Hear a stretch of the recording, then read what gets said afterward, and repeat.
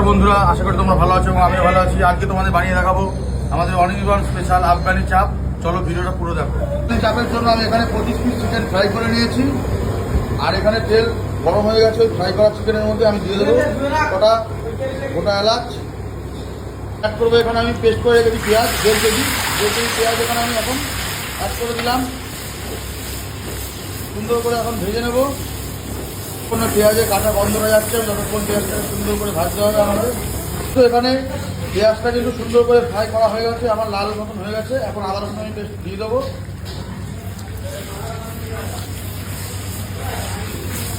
আমি আদা রসুনের পরিমাণ দিয়েছি 100। তো দেখতে পাচ্ছ এখানে আমি আদা রসুনটা পেঁয়াজটাকে খুব ভালোভাবে ফ্রাই করছি, যাতে কাঁচা গন্ধ না থাকে। এখানে আমি অ্যাড করবো এখন জিরের গুঁড়ো পরিমাণ মতন, ধনের গুঁড়ো,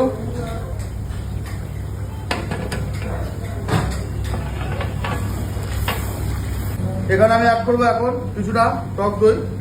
দইটা আমি মিক্সিতে ঘুরিয়ে নিয়েছি, যাতে ভালোভাবে হাত দিয়ে ফেটাতে না হয়, এই কারণে আমি মিক্সিতে একটু ঘুরিয়ে নিলাম। এখন আমি এটাকে ভালো করে মিলাবো সুন্দর করে।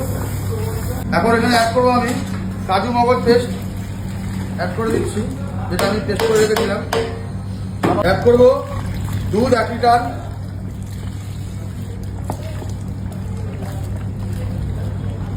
আর গ্রেভিটাকে এখন আমি সুন্দর করে ফোটাবো।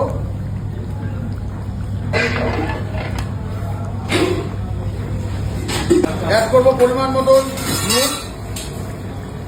নুনটা আমি এখানে ব্যালেন্সে রাখলাম, রাখার পরে আমার দেওয়া যাবে। অ্যাড করবো 250 গ্রাম মতন কাঁচা লঙ্কা পেস্ট। অ্যাড করবো এখানে গরম জল।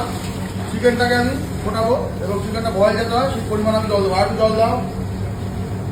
অ্যাড করবো সামান্য চিনি স্বাদের ব্যালেন্স আনার জন্য। এখানে আমি এখন অ্যাড করে দেবো চিকেনগুলো সিদ্ধ হয়ে যেতে হয়, তার কারণে চিকেনগুলো আমি দিয়ে দিলাম। এই ফুটে উঠেছে।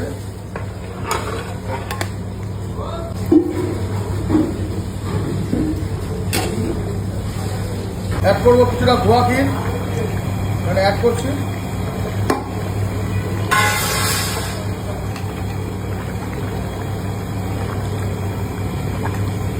অ্যাড করবো কেওড়া জল 1/2 বোতল। এখানে আমি 100 গ্রামের মতন ঘি দিয়ে দিয়েছি ফ্রাই প্যানে, আর ঘিটা গরম হয়ে গেছে। কটা শুকনো লঙ্কা আমি এখানে ফ্রাই করে নেবো, আর ঘি ভাজা শুকনো লঙ্কাটা আমি এখন উপর থেকে দিয়ে দেবো চাপে।